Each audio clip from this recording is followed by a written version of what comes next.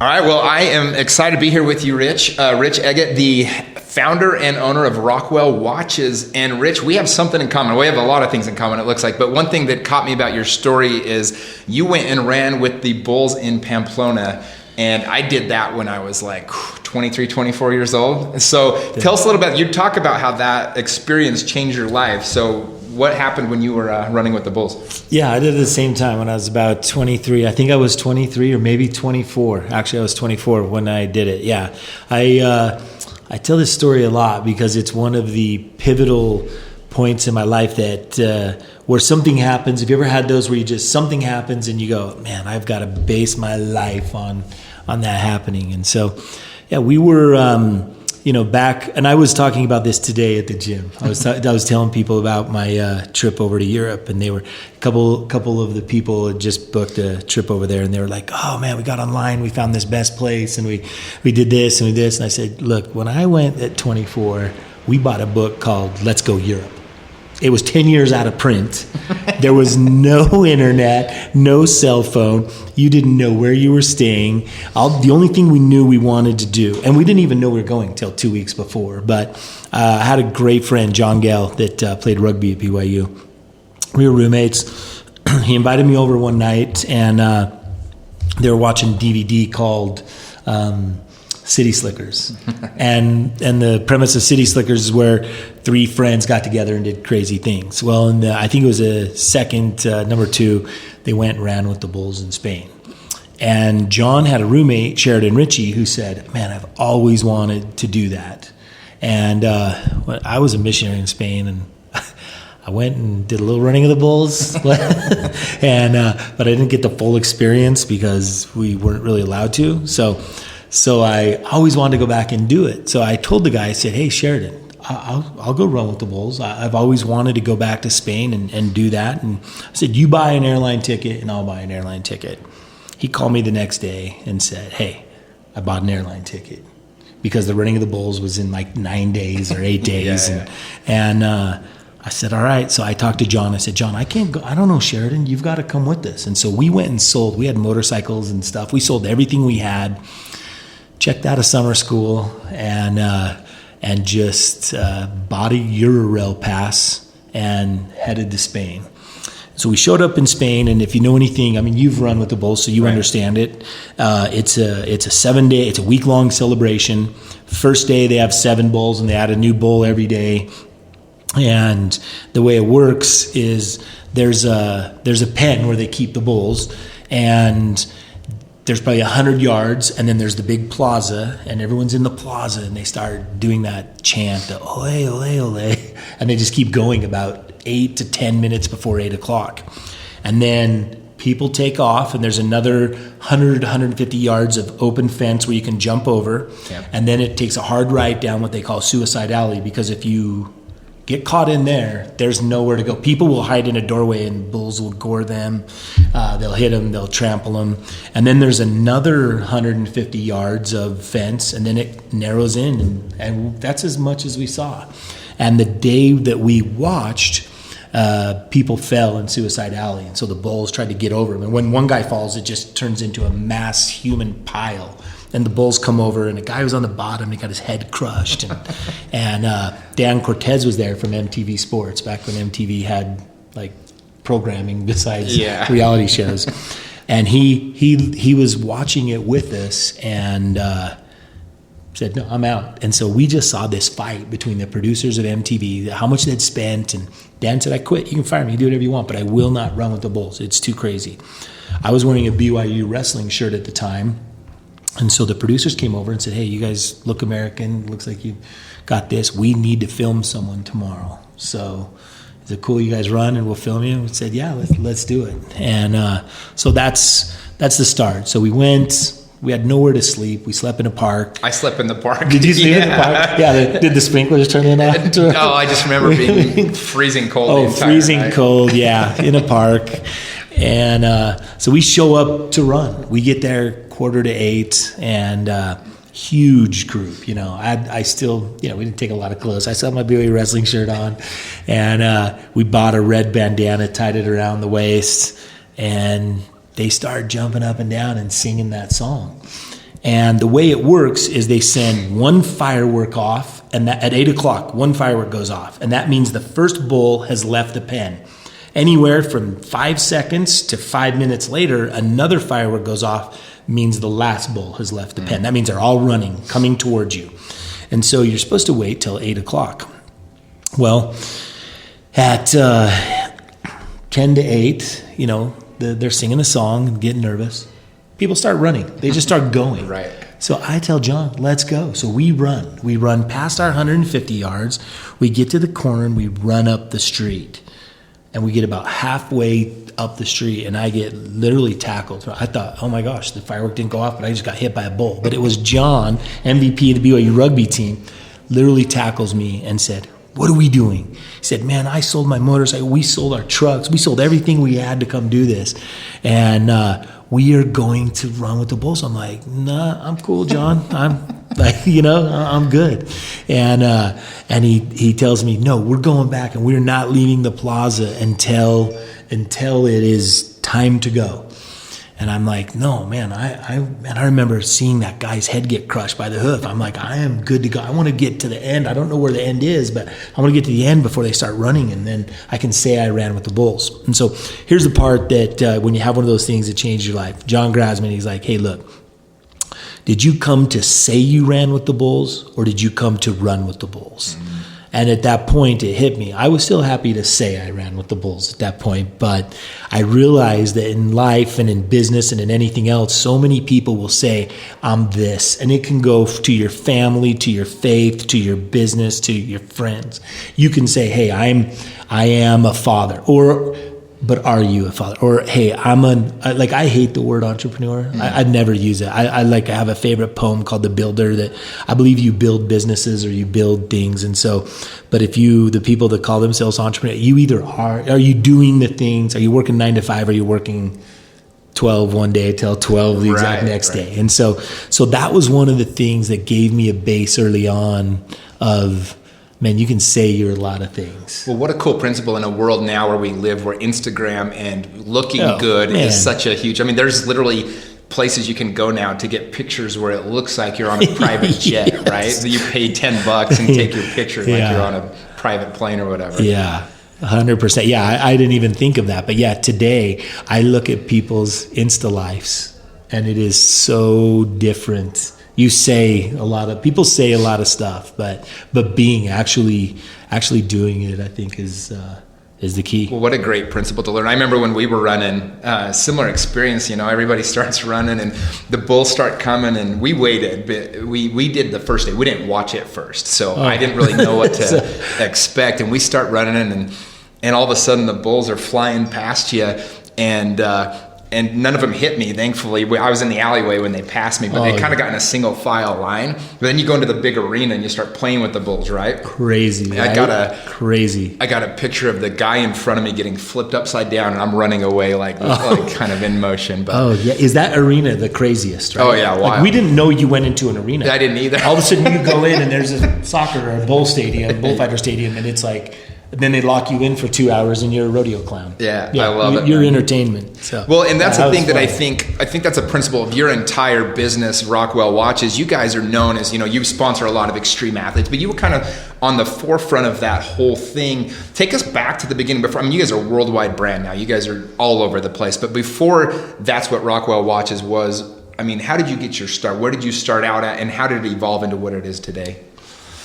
So it's funny because it started. I always loved branding and brands, and I kind of found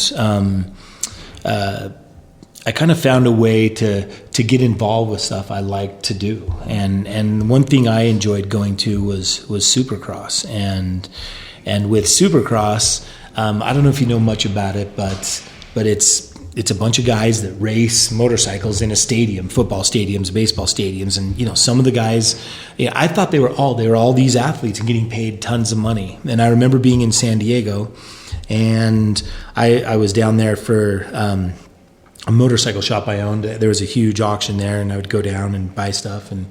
And so I went to the Supercross. And as I walked around, there were a couple semis. And then there were a bunch of vans and campers and stuff. And so I saw one that had a Utah license plate on it.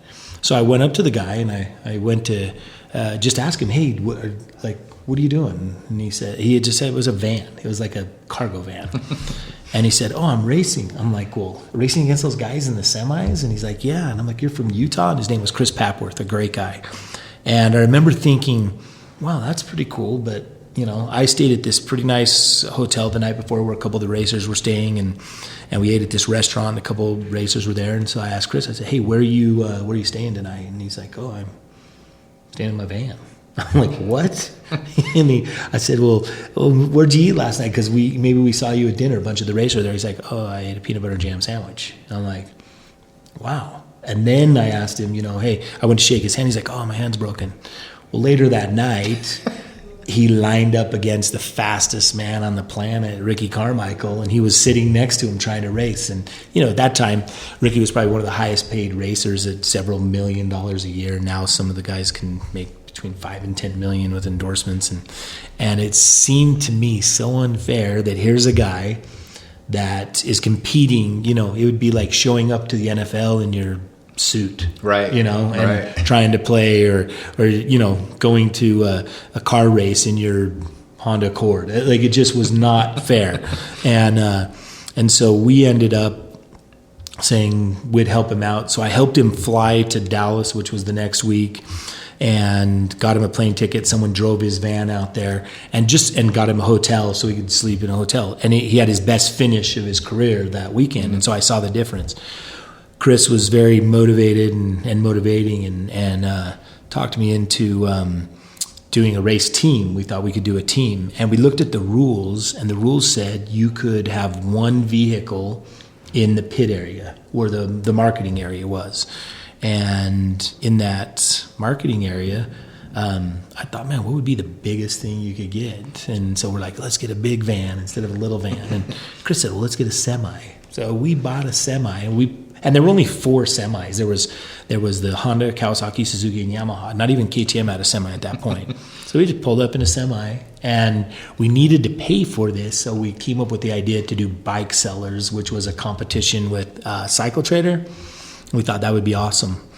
And we showed up, had a big Bike Seller sign, and they're like, well, you can't bring a semi in here. We're like, well, here's the rules. It says you can have one vehicle. And they parked us up front, treated us like gold because with this big, they thought we were a big deal. And we had guys that had no clue what we were doing. If it weren't for Chris, we would have had no clue. But, yeah, we ended up doing really well that year. And that kind of started the foray into seeing brands and getting that. So from there, you get that exposure, you get that experience, start having some success. How did you transition that into watches? Well, we needed to pay for this racing habit, which they always say, if you want to make $1 million in racing, start with 2. Yeah. And it's quickly $1 million.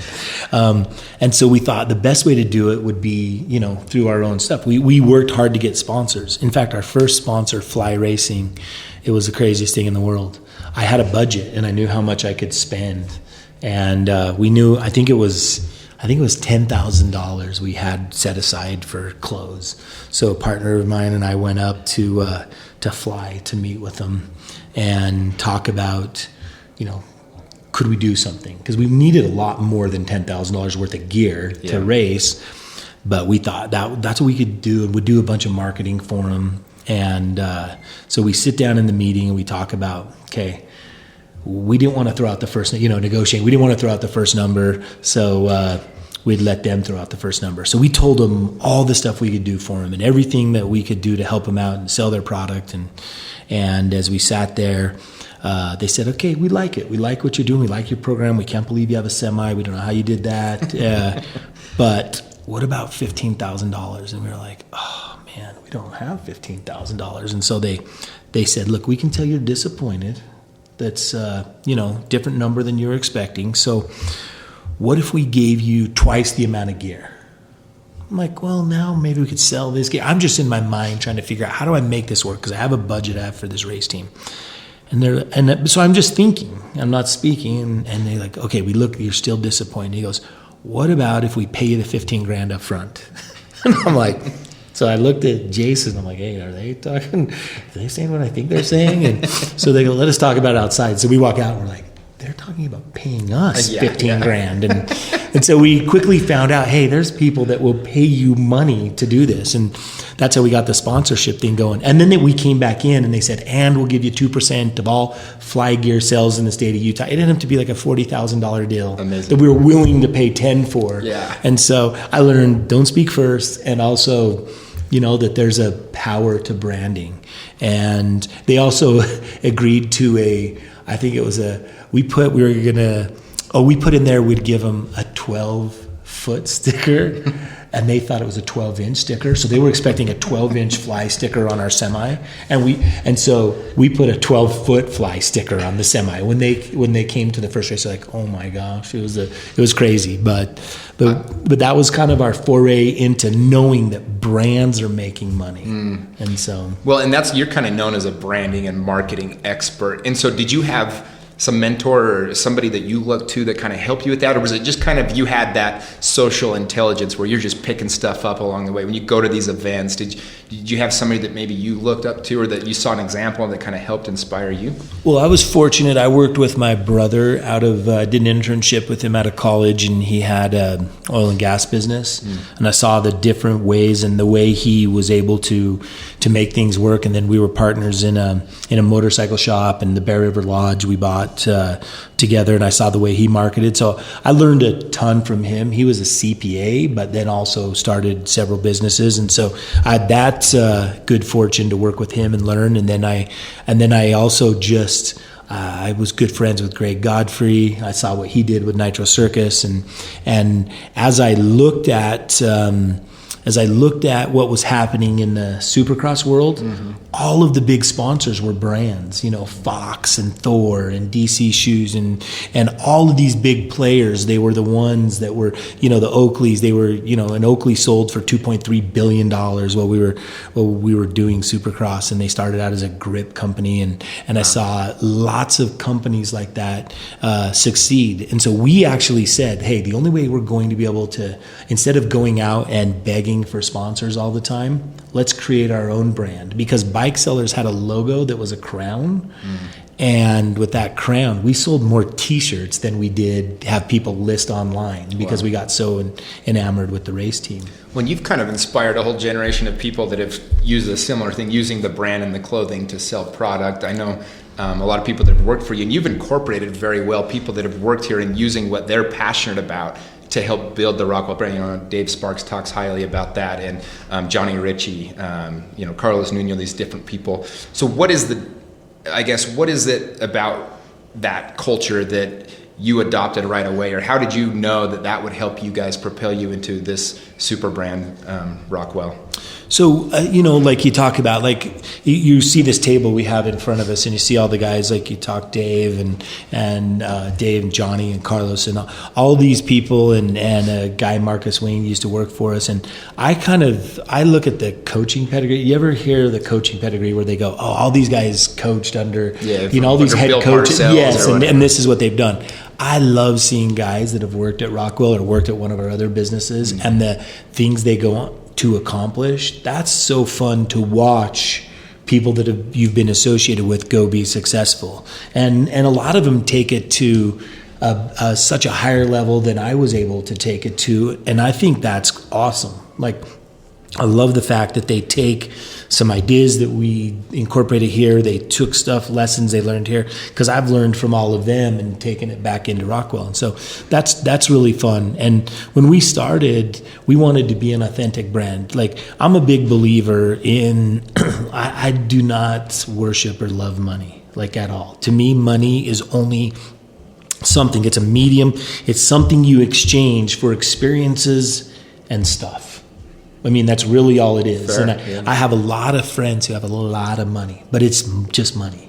And we've had a lot of people try to buy us or buy into us and with money. And I think as I meet with them, I look at their lives and the life that we get to lead here.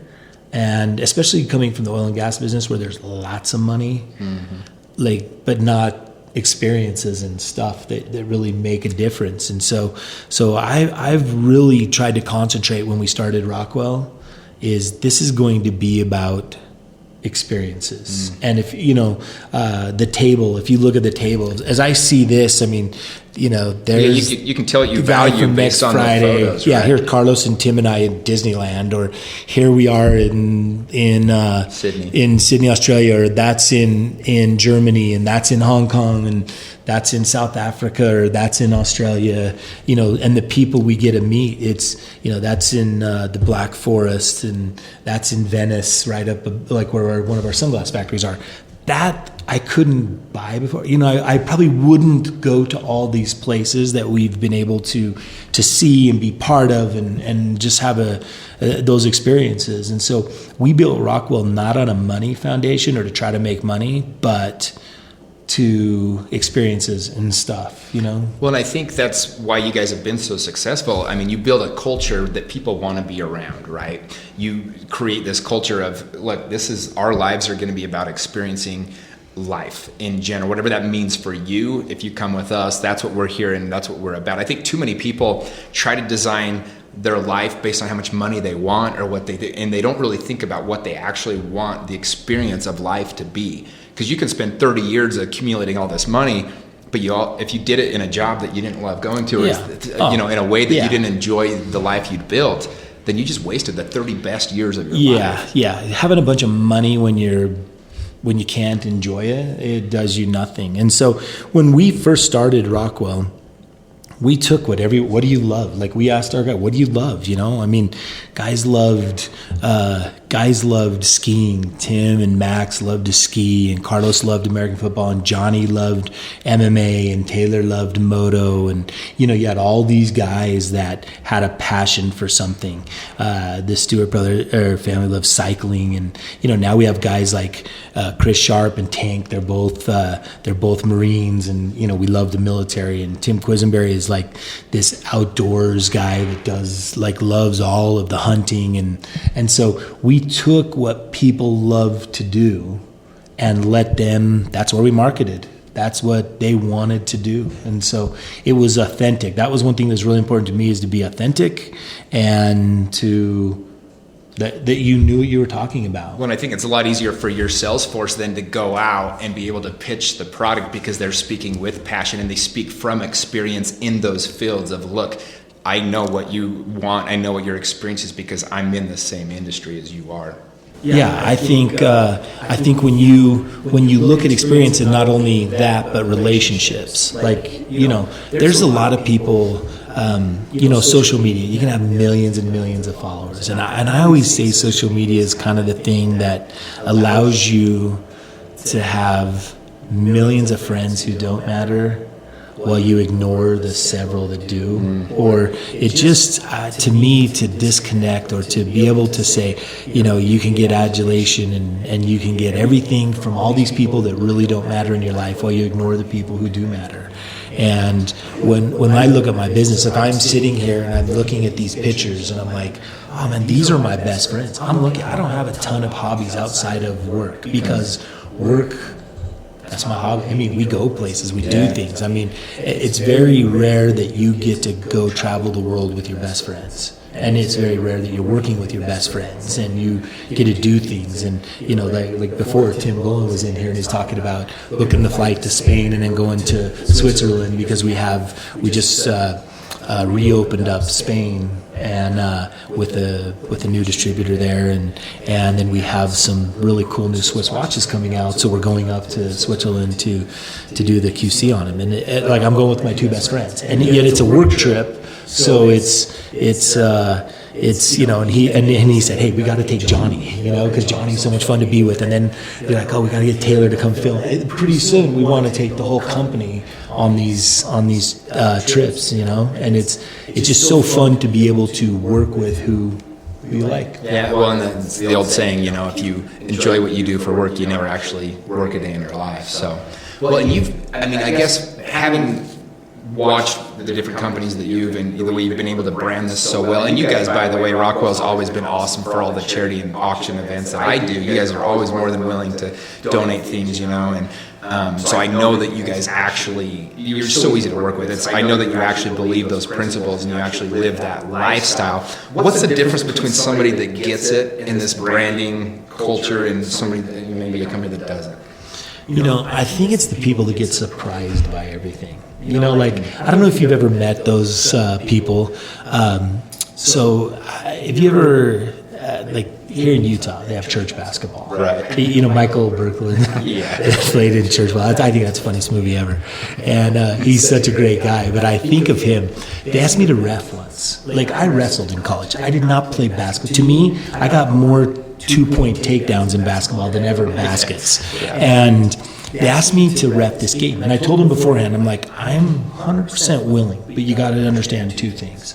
I'm probably not going to call fouls unless somebody gets carted off on an ambulance. Right. And I don't understand it. I don't get it. I don't know what a call your own foul means. I don't know any of this, but I will happily ref the game. And there was a guy on this team. He was horrible. And every time he'd go down, he'd drop a 3, and it would miss, and he'd be like, I can't believe I missed it. And I'm like, he must be a really good shot, because he was so surprised that he missed it. Next time he'd get the ball, he'd shoot, and it would miss. It would miss. It was horrible. And he would be like, I can't believe it. And then he'd go for a layup, and he'd miss it, and he'd be like, he'd slam the floor, and he'd act all upset and act all surprised, and then, he kept complaining to me over, he thought it was a foul, or you should have called this, or that guy traveled, and I'm like, look, I told you this, And so finally, like, he's missed. So now just for fun, I'm counting how many times he's missed. He's on his 18th miss. And on his 18th miss, he was just as surprised as his first miss. It was like, I can't believe it didn't go in. And I'm like, I finally said, how are you surprised still, Like, how can you be surprised that it didn't go in? 18 before that didn't go in either. Then he made a shot, and he's like, there you go. And I'm like, now you should be surprised. It's like the guy that got one date in high school with a girl out of his league, and he thinks that's the norm. That's the norm. Yeah. I always love when I'm golfing with people, and you can tell they don't know what they're doing. Horrible shot, horrible swing, and they're just every shot. They're like, I can't believe it. I can't believe. So there's that surprise. Lack of self-awareness. And then the guy finally they're like yelling at me so much. I stop the game, and I tell them, I say, hey, listen, let me go. I'm a horrible ref. But you guys are horrible basketball. We're even. Like, this is even. I'm like, and I told the guy, I'm like, you have missed 18 shots and you're so surprised. I'm like, quit being surprised. You're not good. I'm not good. You're not good. Let's call it even and just go play basketball. But I think in marketing, it's the same way.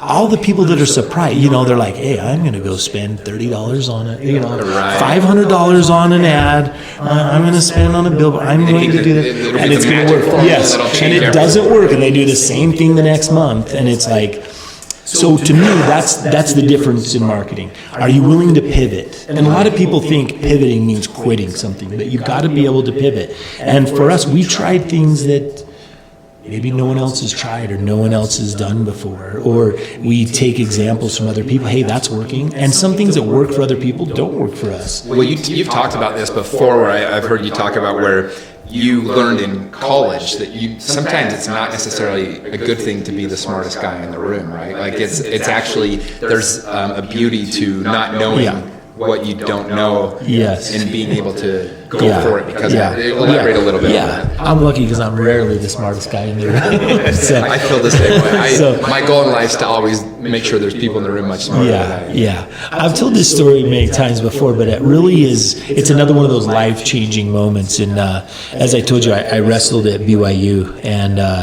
and had the pleasure of working with Mark Schultz, who I think is the strongest human being to ever live. I mean, Mark's a guy who just unbelievable focus and just belief in things. And he won like UFC 3 or something, didn't he? Yeah. First one. Yeah, he won the super fights.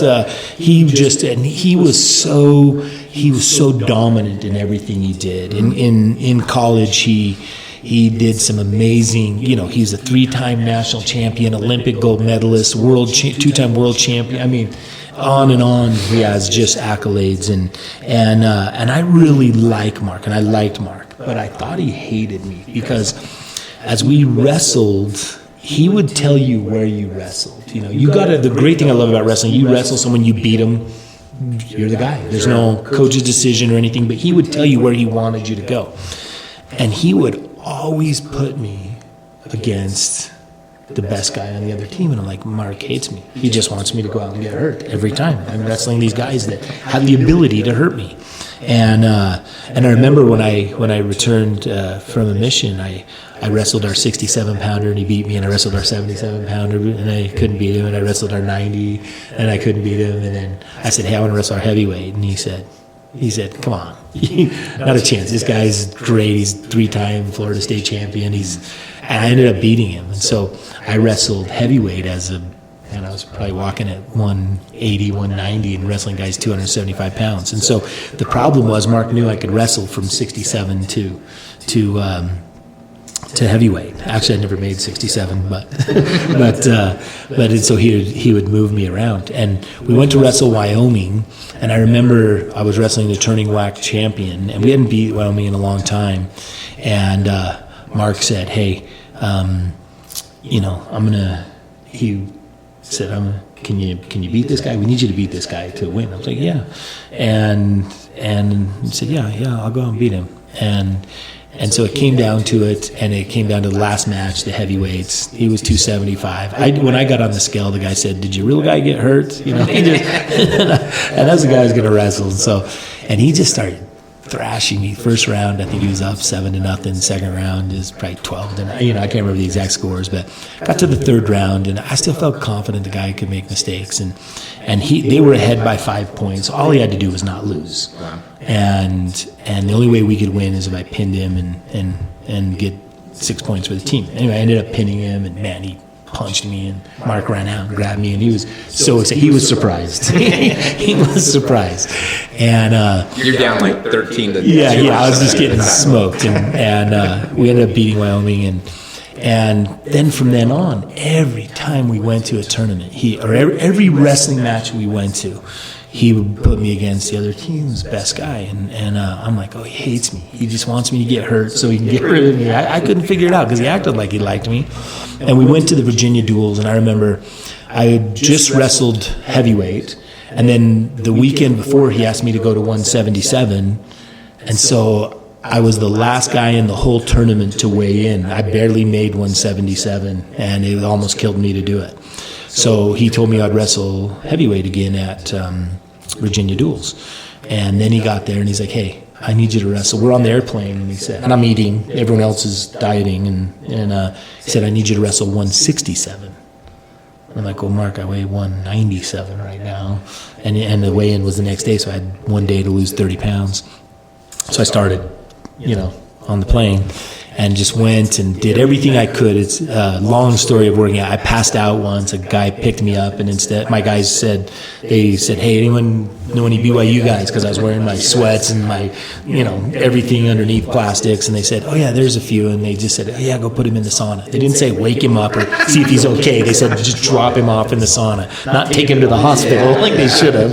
And so I woke up in the sauna and kept trying it. Anyway, I got down to then I weighed in. I'd lost 20 pounds. I was 177. I had 10 more to go, and I got down to 172, and then I got down to 169 at the last thing, and I ended up going outside, breaking through the ice because your blood gets like molasses at that point. And I was just laying in the ice in my underwear in the middle of a fountain in Virginia, and passed out. And then the doctor found me and disqualified me. And so I thought Mark's going to kill me because he did not like you to not do things. So anyway, our team went out and wrestled a team, and we got beat. And he got us all together, and he did not like to lose. And he started giving us this speech, and not all the guys were there, but a lot of them were. And he said, Rich, come up here. And I'm like, oh, he's going to blame it on me. He might beat me up right here. I had no idea what was going to happen. And he said, hey, look, I want you guys to know Rich is my favorite guy on the team. And I'm like, that's what I'm talking about. I'm like, because I was so depressed from not making weight and passing out and getting disqualified, And I'm like, so I'm looking at the guys like, yeah, that's me. I'm his favorite. And he goes, let me tell you why he's my favorite. And so at this point, I'm ready for some good stuff, I'm like, yeah, it might be funny, good to hang out with. And he's like, you know what? He is the worst wrestler on the team. I'm like, what?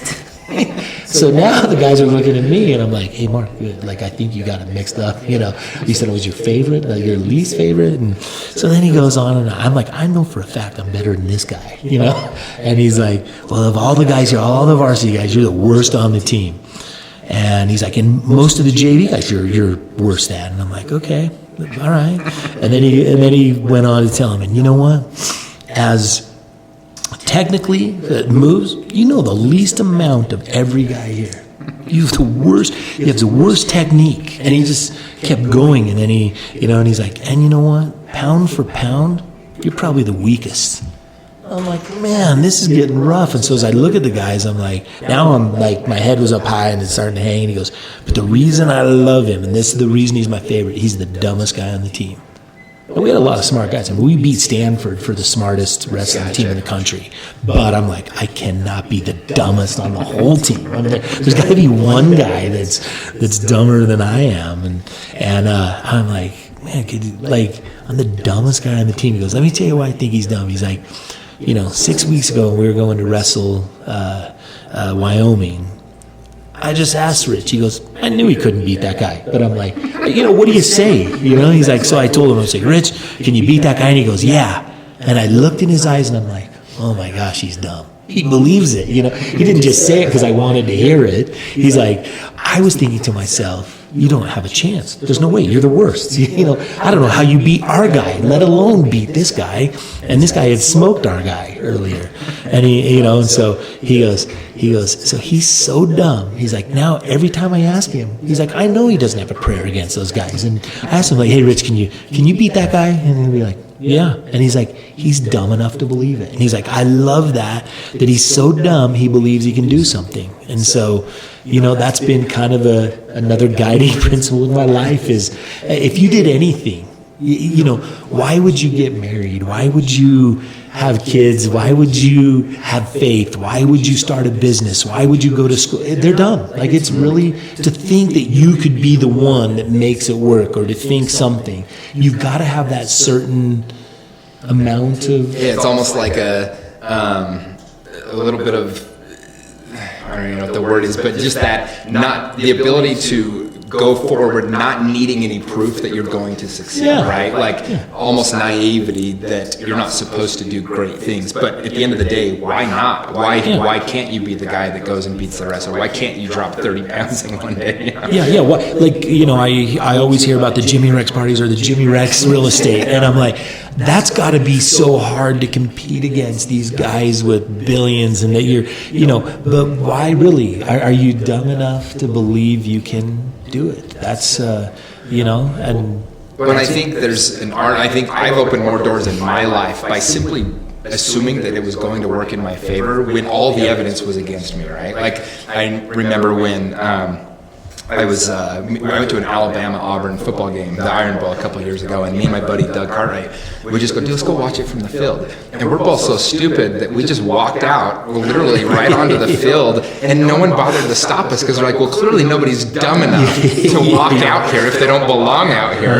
And so they just assumed we did. We watched the whole game from the 50-yard line, you know, right behind Coach Saban. Unbelievable. Yeah, it happens. That's one of the things, hanging out with Carlos and Johnny, they're both awesome. They just go wherever they want, do whatever they want, get whatever they want. It's amazing to watch people. Yeah, if you just, because people think nobody's that dumb. Right. I mean, you wouldn't do anything.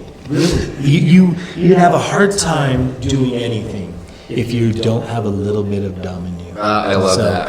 I had a talk one time where I was literally, the title of it was how I always make sure I'm the dumbest guy in the room. I kind of along the same lines, right? Well, one thing that you say about Rockwell, one of your guys, is it seems like it's kind of your mantra, your guiding principle here is, you say, we build watches that don't tell time, we build watches that tell a story. So what do you mean by that? Yeah, well, and 100% that is the guys that work here. Like, it's funny, we have a couple of new guys kind of taking over running the company right now, and so I wrote them a bunch of, I don't know if you want to call it advice or things that I thought. And I said, look, and responsibilities and expectations that I expect. And one of them was protect our assets. Like, protect our assets, because that's all you have. And then I defined asset, and I said, and our number one asset is our people. because that's what makes Rockwell what it is. I mean, 100%. Our watches are awesome. Our sunglasses are awesome. We use the best movements. We use the best lenses in our glasses. You can make the best product, but people don't love us for our products. They love us for, when you look at our table here, you see firemen and policemen and military guys and different people that are just awesome people. And you know, we love America. We love other countries. They love their country. We love the fire and the police and the military guy.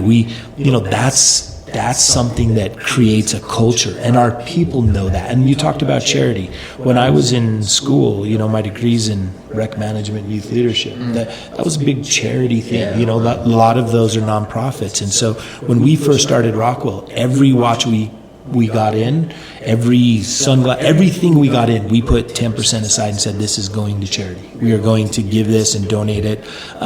Those are the best experiences you have. And when I look at our people here, these are not just people that work here. They're friends, they're family. That is what has made, through the difficult times, because you asked me a question earlier, like, you know, have there been times when you think you wanted to quit? And I joked and said, a half hour ago, you know, but realistically, there are always tough times. They're always in business. If you're growing, if you're doing better things, it's going to get difficult. So the thing that keeps me going, because I'm pretty comfortable in my life and I have a great life and a great family and everything works well, but what pushes me to succeed is the people that work here. I want to see success there, and I want to see that, because experiences, we have them, you know, stuff, we have cool stuff. We keep stuff in the back, motorcycles, and anyone can take them here, and we, you know, everybody here drives the vehicle they want, and but yeah, that's what's motivating, and that's what makes Rockwell what it is, the people. Well, you can see that in your people, like, you know, like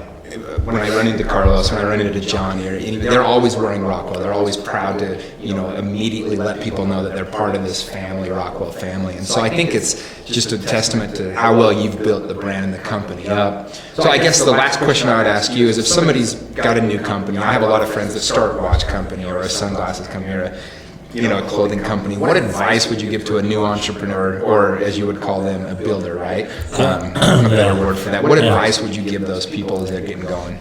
Yeah, I think it's builder. Like build people, build, just be a builder. You know, figure out how you build, because when you build, you start with a foundation.